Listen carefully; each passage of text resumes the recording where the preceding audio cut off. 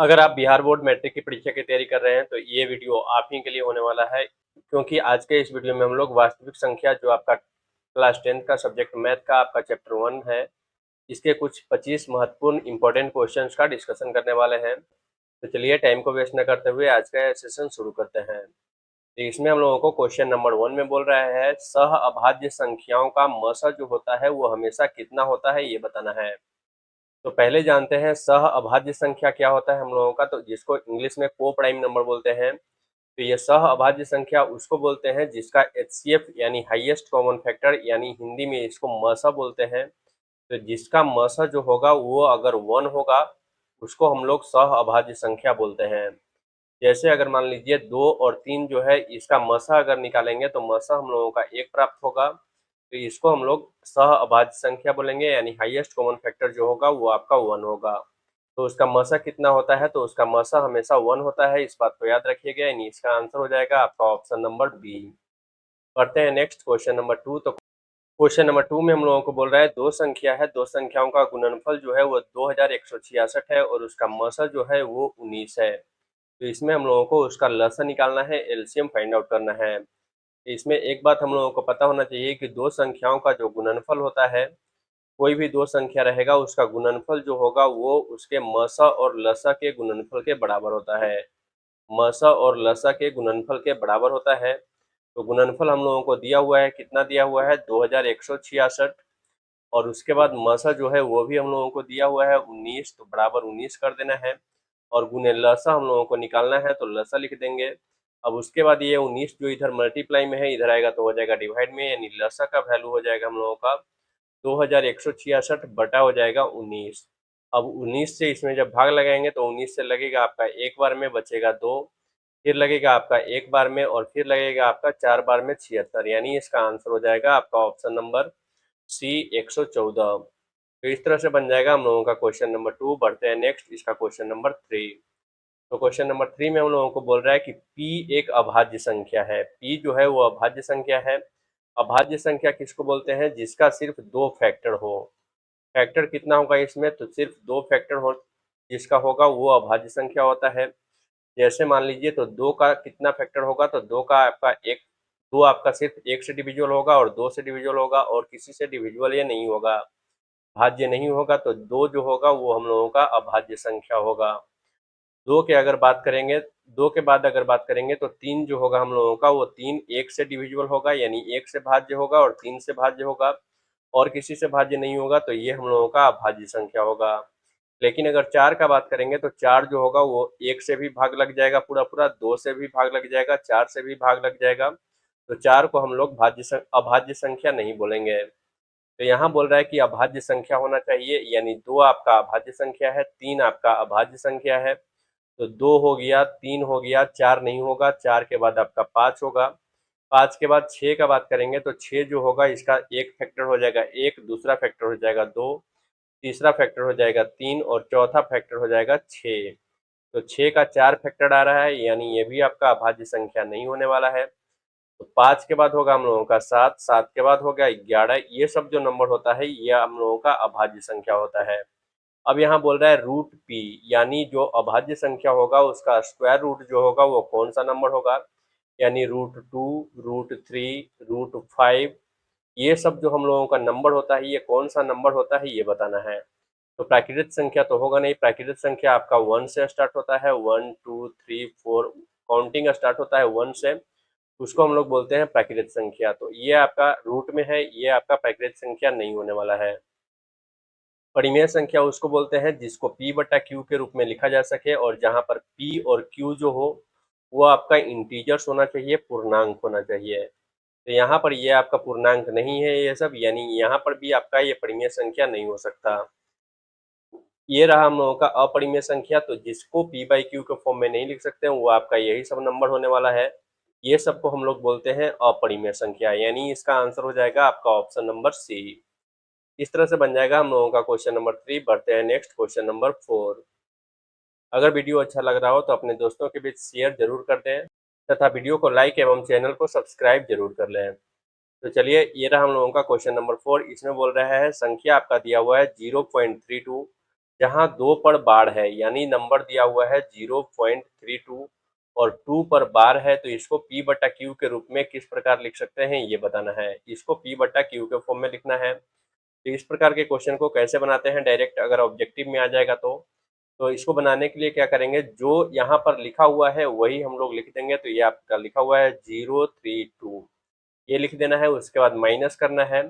उसके बाद माइनस किसको करना है, तो जिस पर रेकरिंग नहीं होगा उस पर माइनस करना है, यानी जिस पर बार नहीं होगा उसको माइनस करना है। तो यहाँ आपका 0 और 3 पर बार नहीं है, तो 0 और 3 को माइनस करेंगे। उसके बाद हम लोग देखते हैं कि कितना डिजिट वैसा है जिस पर रेकरिंग है यानी बार है। तो यहाँ पर आपका 2 के ऊपर में बार है, यानी एक डिजिट वैसा है, तो उसको लिखेंगे 19। और उसके बाद देखेंगे कि कितना डिजिट वैसा है जिस पर रेकरिंग नहीं है। तो यहाँ पर आपका डेसिमल के बाद एक डिजिट वैसा है जिस पर रेकरिंग नहीं है, तो उतना 0 लिख देंगे।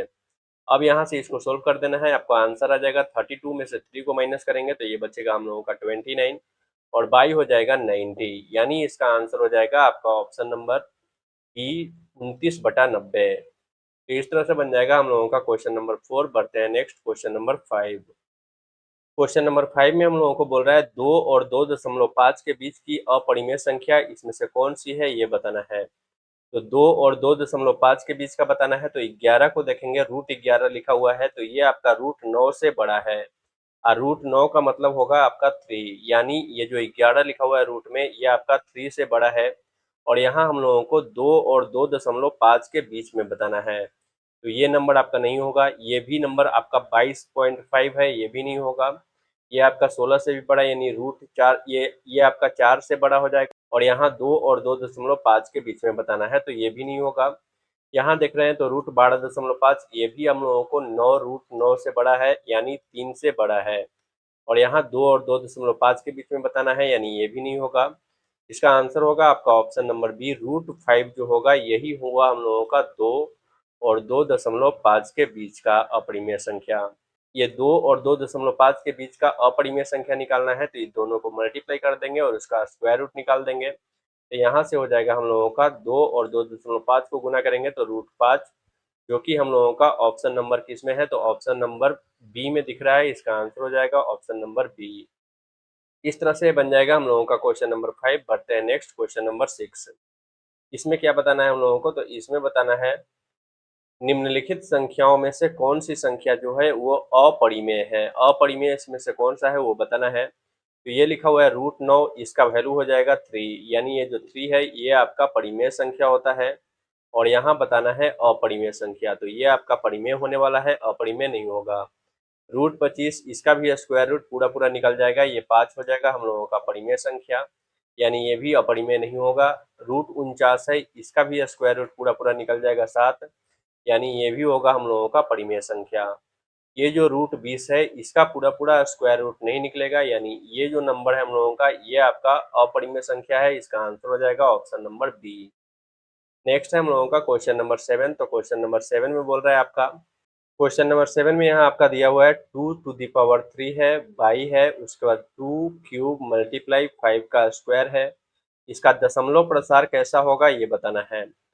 तो अगर डिनोमिनेटर यानी हर में, यहाँ पर जो लिखा हुआ है इसको हर बोलते हैं, डिनोमिनेटर बोलते हैं इंग्लिश में। तो अगर हर में हम लोगों का 2 और 5 के फॉर्म में होगा, यानी 2⁻m या 5⁻n हो, अगर ये दोनों के फॉर्म में रहेगा तो वो जो होगा हम लोगों का वो आपका शांत दशमलव होता है। वो कैसा दशमलव होगा, तो वो शांत दशमलव होता है, ये बात को याद रखिएगा।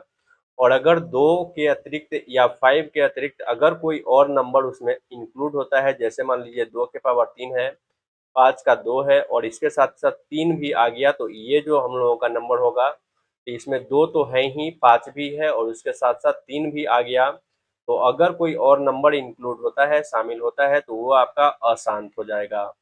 तो वो आपका अशांत हो जाता है, इस बात को याद रखिएगा।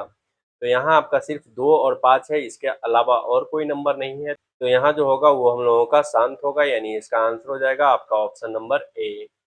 इस तरह से बन जाएगा हम लोगों का क्वेश्चन नंबर 7। बढ़ते हैं नेक्स्ट क्वेश्चन नंबर 8।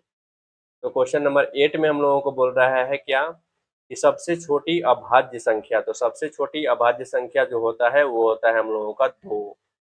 2 जो होता है वो सबसे छोटी अभाज्य संख्या होता है। और सबसे छोटी भाज्य संख्या जो होता है वो होता है हम लोगों का 4। सबसे छोटी भाज्य संख्या कौन होगा, तो वो 4 होगा। अभाज्य संख्या किसको बोलते हैं, अभी मैंने बताया कि जिसका सिर्फ 2 फैक्टर होगा, जिसका सिर्फ 2 गुणनखंड होगा वो होगा अभाज्य संख्या, और जिसका 2 से अधिक गुणनखंड होगा वो होता है भाज्य संख्या। जिसका 2 से अधिक गुणनखंड होगा वो होता है भाज्य संख्या। तो सबसे छोटा भाज्य संख्या होता है 4 और सबसे छोटा अभाज्य संख्या होता है 2। यहाँ पर हम लोगों को इसका गुणनफल बताना है, यानी 2 और 4 का गुणनफल कितना होगा। तो ये सबको पता है कि 2 और 4 का गुणनफल जो होगा वो 8 होगा, यानी इसका आंसर हो जाएगा ऑप्शन नंबर डी। नेक्स्ट है हम लोगों का क्वेश्चन नंबर 9। तो क्वेश्चन नंबर 9 में आपका बोल रहा है कि पाई जो होता है वो पाई किस प्रकार का संख्या है। तो ये पाई जो है ये हम लोगों का अपरिमेय संख्या होता है। पाई कौन सी संख्या होता है, तो वो अपरिमेय संख्या होता है, इस बात को याद रखिएगा। लेकिन पाई का जो वैल्यू होता है ये 22/7 अगर बोलें तो 22/7 आपका परिमेय संख्या होता है। 22/7 पूछा जाएगा कि कौन संख्या है, तो ये आपका परिमेय संख्या है। लेकिन अगर पाई का डायरेक्ट पूछ लिया जाएगा कि पाई कौन संख्या होगा, तो वो हम लोगों का अपरिमेय संख्या होता है, क्योंकि इसका एक्यूरेट वैल्यू आज तक हम लोगों को पता नहीं है। 3.14 डॉट डॉट डॉट इसी तरह से कहाँ तक ये जाने वाला है। यह आपका अनावर्ती है, अशांत अनावर्ती, इसलिए ये जो नंबर होगा हम लोगों का अपरिमेय संख्या होता है। लेकिन 22/7 अगर पूछा जाएगा तो वो परिमेय संख्या होना चाहिए। तो इसमें पाई पूछ रहा है, तो पाई जो होगा वो अपरिमेय संख्या होगा, इसका आंसर हो जाएगा ऑप्शन नंबर बी। नेक्स्ट है हम लोगों का क्वेश्चन नंबर 10। तो क्वेश्चन नंबर 10 में बोल रहा है आपका दो लगातार सम संख्याओं का मसा जो होगा वो क्या होता है। तो दो लगातार सम संख्याओं जो होगा उसका मसा हमेशा 2 होता है, इस बात को याद रखिएगा। दो लगातार सम संख्याओं का मसा कितना होगा, तो 2 होगा। जैसे 2 और 4, 2 के बाद अगला सम संख्या कौन आएगा, तो वो 4 आएगा। और अगर ये दोनों का हम एचसीएफ फाइंड आउट करें तो एचसीएफ हम लोगों को इसका हमेशा 2 आएगा। अगर 4 का बात करेंगे तो 4 के बाद जो अगला सम संख्या आएगा वो 6 आएगा, और ये दोनों का एचसीएफ निकालेंगे तो हम लोगों का 2 ही आएगा। अगर 10 का बात करेंगे तो 10 के बाद जो अगला सम संख्या आएगा वो 12 आएगा। ये दोनों नंबर का एचसीएफ निकालेंगे तो इसका भी हम लोगों का एचसीएफ 2 आएगा। यानी अगर दो लगातार सम संख्याओं का बात करेगा, उसके मसा के बारे में पूछेगा तो मसा उसका हमेशा 2 होता है, इसका आंसर हो जाएगा ऑप्शन नंबर सी। नेक्स्ट है हम लोगों का क्वेश्चन नंबर 12। इसमें बोल रहा है संख्या एक 64 दिया हुआ है, इसके अभाज्य गुणनखंड में 2 का घातांक कितना होगा ये बताना है। तो 64 को जब गुणनखंड करेंगे तो अभाज्य गुणनखंड क्या होता है हम लोगों का, तो ये लगेगा हम लोगों का 2 से 32 बार में, फिर लगेगा हम लोगों का 2 से 16 बार में, फिर लगेगा 2 से 8 बार में, फिर लगेगा 2 से 4 बार में, और फिर लगेगा हम लोगों का 2 से 2 बार में। तो ये जो 64 आया है इसके बदले 2 कितना बार आया, तो 1 2 3 4 5 6। तो इसको हम लोग लिख सकते हैं 2 × 2 × 2, 3 हुआ, ये 4 बार हुआ, ये 5 बार हुआ, और ये 6 बार हुआ। इसका घातांक का बात कर रहा है तो 2 को 6 बार गुना कर रहे हैं तो 2 के पावर 6 हो जाएगा, यानी इसका घातांक जो होगा वो होगा हम लोगों का 6, जो कि आपका ऑप्शन नंबर सी में दिया हुआ है। तो इस तरह से बन जाएगा हम लोगों का क्वेश्चन नंबर 12। बढ़ते हैं नेक्स्ट क्वेश्चन नंबर 13। इसमें बताना है कि किसका दशमलव प्रसार जो होगा वह अशांत होगा। तो अभी मैंने बताया कि जिसका हर में अगर 2 और 5 को छोड़कर कुछ और आ रहा है, 2 के पावर कुछ और, 2 के पावर कुछ है और 5 के पावर कुछ है, और अगर इसी फॉर्म में सिर्फ है तो ये जो होगा हम लोगों का शांत होता है। लेकिन अगर इसको छोड़ के कुछ भी और आ रहा है तो वो आपका अशांत होगा। तो यहाँ देख रहे हैं हम लोग, तो ये आपका 50 है, यानी इसको जब फैक्टराइज करेंगे तो इसको लिख सकते हैं हम लोग 23/2 × 5 × 5 होगा। और यहाँ जब देखेंगे तो ये 23/2 × 5 का स्क्वायर आ रहा है, यानी सिर्फ 2 और 5 ही आ रहा है। यानी ये जो होगा हम लोगों का ये आपका शांत होने वाला है, ये आपका अशांत नहीं होगा, और यहाँ अशांत बताना है। यहाँ 1600 है तो 1600 को देखेंगे तो ये कितना आएगा, तो इसको हम लोग अगर फैक्टराइज करेंगे तो ये हो जाएगा हम लोगों का 2 × 4 × 8 × 16, फिर हो जाएगा 2 × 32 × 64, फिर हो जाएगा हम लोगों का 64 × 5 320, और 320 × 5 करेंगे तो ये होगा हम लोगों का 1600। यानी 1600 को फैक्टराइज करेंगे तो हम लोगों का ये आएगा। यानी 2 के पावर कितना हो जाएगा, तो 1 2 3 4 5 6, और 5 के पावर कितना हो जाएगा, तो 5 का पावर हो जाएगा 2। यानी 1600 को जब फैक्टराइज करेंगे तो हम लोगों को ये आने वाला है, सिर्फ 2 और 5 के फॉर्म में आएगा। तो ये भी हम लोगों का शांत दशमलव होने वाला है। उसी तरह से यहाँ 625 है, तो 625 को जब हम लोग फैक्टराइज करेंगे तो 625 को जब फैक्टराइज करेंगे तो ये आएगा हम लोगों का 5 गुना 5 गुना 5 और गुना 5। यहाँ पर आपका सिर्फ 5 आएगा, तो ये भी जो होगा हम लोगों का ये आपका शांत होगा। सिर्फ 5 रहेगा तब भी शांत होगा, सिर्फ 2 रहेगा तब भी शांत होगा, और दोनों रहेगा तब भी शांत होगा। लेकिन अगर ये दोनों को छोड़ के कोई और आता है तो वो हम लोगों का अशांत होगा। जैसे यहाँ पर आपका दिया हुआ है 243, तो अगर 243 को फैक्टराइज करेंगे तो यहाँ से लगेगा हम लोगों का 3 से 81 बार में, फिर लगेगा 3 से 27 बार में, फिर लगेगा 3 से 9 बार में, और फिर लगेगा 3 से 3 बार में। यानी 243 को हम लोग लिखेंगे 1 2 3 4 5, और ये हो जाएगा हमारा 5। तो ये 3 के पावर 5 है, यानी यहाँ पर 3 के फॉर्म में आ रहा है। तो ये जो नंबर होने वाला है हम लोगों का ये अशांत होने वाला है। अशांत आवर्ती है, ये दशमलव है, यानी इसका आंसर हो जाएगा आपका ऑप्शन नंबर बी। तो इस तरह से बन जाएगा हम लोगों का क्वेश्चन नंबर 13। बढ़ते हैं नेक्स्ट क्वेश्चन नंबर 14। तो यहाँ बोल रहा है कि एक धनात्मक पूर्णांक है, वो कौन सा पूर्णांक है, तो वो p है। इसका रूप दिया हुआ है 3m+1, यानी p का वैल्यू दिए हुए है 3m+1, और p का वैल्यू 3m+1 है, तो p स्क्वायर जो होगा उसका वैल्यू बताना है। तो जब p का वैल्यू 3m+1 होगा तो p स्क्वायर का वैल्यू 3m+1 का स्क्वायर होगा।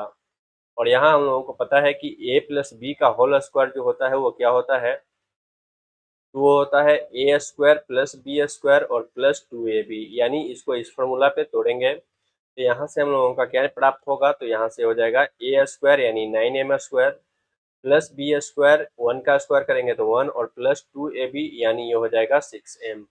यानी ये आ जाएगा 9m square plus 1 plus 6m, जो कि हम लोगों का कोई ऑप्शन में नहीं है। ये भी नहीं होगा, ये भी नहीं होगा, ये भी नहीं होगा। इसका आंसर हो जाएगा ऑप्शन नंबर डी। करते हैं नेक्स्ट क्वेश्चन नंबर 15। तो क्वेश्चन नंबर 15 में हम लोगों को बोल रहा है कि संख्या रेखा पर दर्शाया गया प्रत्येक बिंदु जो होता है वो क्या प्रदर्शित करता है। तो संख्या रेखा जो होता है वो होता है हम लोगों का ये 0 होता है, इसके राइट साइड में प्लस में होता है 1 2 3 4, और इसके लेफ्ट साइड में होता है हम लोगों का माइनस में। तो संख्या रेखा पर हम लोग प्राकृत संख्या को भी प्रदर्शित कर सकते हैं, प्राकृत संख्या को भी प्रदर्शित कर सकते हैं, उसके साथ साथ परिमेय संख्या को भी प्रदर्शित कर सकते हैं, और अपरिमेय संख्या को भी प्रदर्शित कर सकते हैं। और जितना भी ये सब नंबर होता है ये सबको अगर मिला देंगे, समुच्चय जो होता है इसका, उसको बोलते हैं हम लोग वास्तविक संख्या। तो इसका आंसर हो जाएगा आपका ऑप्शन नंबर ए, वास्तविक संख्या। इस तरह से बन जाएगा हम लोगों का क्वेश्चन नंबर 15। बढ़ते हैं नेक्स्ट क्वेश्चन नंबर 16। इसमें बोल रहा है एक वृत्ताकार पथ है, उस पर 3 धावक एक ही स्थान से दौड़ना प्रारंभ करते हैं। ये हो गया हम लोगों का कोई वृत्ताकार पथ है, ये हो गया हम लोगों का वृत्ताकार। यहाँ पर 3 धावक है, ये एक ही स्थान से दौड़ना प्रारंभ करते हैं। ऐसे दौड़ रहा है तो वो तीनों जो है, पहला जो है वो 1 घंटा में 1 राउंड कंप्लीट करता है, दूसरा जो है उसको 3 घंटा का टाइम लगता है 1 राउंड कंप्लीट करने में, और तीसरा जो है उसको 5 घंटे का टाइम लगता है 1 राउंड कंप्लीट करने में। तो तीनों को एक साथ मिलने में फिर से कितना समय लगेगा ये बताना है। तो इस टाइप का क्वेश्चन जब भी मिलेगा तो यहाँ से ये तीनों का जो होगा हम लोग एलसीएम निकाल लेंगे। तो 1 3 और 5 का जब एलसीएम निकालेंगे तो ये हम लोगों को प्राप्त हो जाएगा 15। एलसीएम यानी लसा निकालेंगे तो 15 आएगा, और वही इस क्वेश्चन का आंसर होगा हम लोगों का ऑप्शन नंबर डी, 15 घंटा। नेक्स्ट है हम लोगों का क्वेश्चन नंबर 17। तो क्वेश्चन नंबर 17 में बोल रहा है आपका 15 20 और 5, ये 3 नंबर दिया हुआ है हम लोगों का। इसका लसा जो होगा वो और मसा जो होगा वो, इसका अनुपात क्या होगा ये बताना है। तो जब 15 20 और 5 का अगर हम लोग लसा निकालेंगे, तो किसी भी जब नंबर का लसा निकालना हो, जैसे मान लीजिए हम लोगों को यहाँ 15 20 और 5 का लसा निकालना है, तो कोई भी नंबर के बीच में जब लसा निकालना है तो लसा निकालने के लिए जो सबसे बड़ा नंबर होता है उसको देखते हैं। तो यहाँ एक नंबर हो गया हम लोगों का 15, दूसरा नंबर हो गया 20, और तीसरा नंबर हो गया 5। तो सबसे बड़ा नंबर है हम लोगों का 20, तो 20 का गुणज देखेंगे तो पहला नंबर पर आएगा आपका 20, जो कि हम लोगों का 15 से डिविजिबल नहीं होने वाला है। 5 से तो डिविजिबल हो जाएगा लेकिन 15 से डिविजिबल नहीं होगा। तो 20 हम लोगों का एलसीएम नहीं आने वाला है। 20 के बाद आएगा आपका 40, 40 भी 15 से डिविजिबल नहीं होगा, तो ये भी हम लोगों का एलसीएम नहीं होगा। 40 के बाद जो होगा वो होगा हम लोगों का 60। 60 जो होगा वो 15 से भी डिविजिबल होगा, 20 से भी डिविजिबल होगा और 5 से भी डिविजिबल होगा, यानी इसका लसा जो आएगा वो आएगा हम लोगों का 60। और मसा जब निकालेंगे तो मसा आ जाएगा हम लोगों का 5। और जब ये दोनों का अनुपात पूछ रहा है तो इसका अनुपात हो जाएगा हम लोगों का 60:5। और 60:5 हो जाएगा हम लोगों का 12:1, जो कि हम लोगों का ऑप्शन नंबर ए में है। इसका आंसर हो जाएगा ऑप्शन नंबर ए। नेक्स्ट है हम लोगों का क्वेश्चन नंबर 18। इसमें बोल रहा है दो अभाज्य संख्या है, एक है ए और एक है बी। ये दोनों अभाज्य संख्या जो होगा उसका लसा क्या होगा? तो जब भी दो अभाज्य संख्या का बात करेगा और उसका लसा का बात करेगा तो उसका प्रोडक्ट जो होता है गुणनफल, वही उसका लसा होता है। यानी इसका लसा हो जाएगा आपका ए गुना बी, जो कि आपका ऑप्शन नंबर सी में है।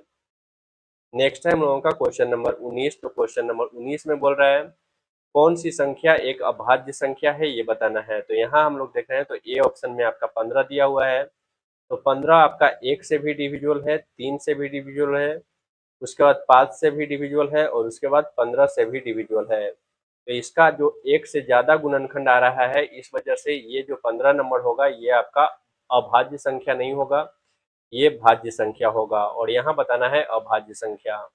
तो 15 आपका नहीं होने वाला है। 12 को चेक करेंगे तो ये भी हम लोगों का एक से भी डिविजुअल होगा, 2 से भी डिविजुअल होगा, 3 से भी डिविजुअल होगा और इसके साथ साथ 4 से भी होगा, 6 से भी होगा और 12 से भी होगा। तो ये भी जो नंबर होगा इसका भी 2 से ज्यादा फैक्टर आ रहा है, यानी ये भी आपका भाज्य संख्या होगा, अभाज्य संख्या नहीं होगा। 23 को देखेंगे तो ये आपका सिर्फ दो ही नंबर से डिवाइड लगेगा, एक लगेगा 1 से और दूसरा लगेगा 23 से, और किसी भी नंबर से 23 में डिवाइड नहीं लगने वाला है। तो ये जो नंबर होगा हम लोगों का अभाज्य संख्या होगा, यानी इसका आंसर हो जाएगा आपका ऑप्शन नंबर बी। नेक्स्ट है हम लोगों का क्वेश्चन नंबर 20।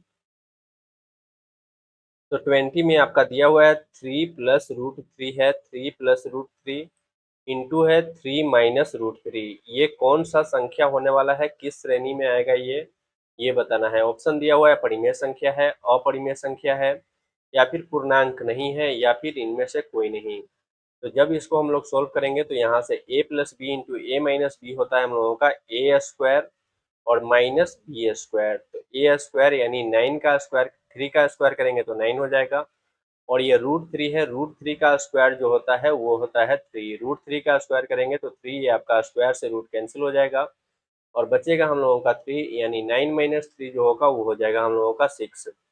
यानी इसका वैल्यू 6 आ रहा है। तो 6 जो होगा हम लोगों का अपरिमेय संख्या नहीं होता है, परिमेय संख्या होता है और पूर्णांक भी होता है। और यहाँ लिख रहा है पूर्णांक नहीं है, यानी ये भी ऑप्शन नहीं होगा। ये जो होगा ये होगा हम लोगों का ऑप्शन नंबर ए, परिमेय संख्या। 6 को परिमेय संख्या बोल सकते हैं, तो ये हम लोगों का परिमेय संख्या होगा। नेक्स्ट है हम लोगों का क्वेश्चन नंबर 21। इसमें बोल रहा है पी पूर्णांक के लिए जो भी सम पूर्णांक होगा उसका रूप निम्नलिखित में से क्या हो सकता है।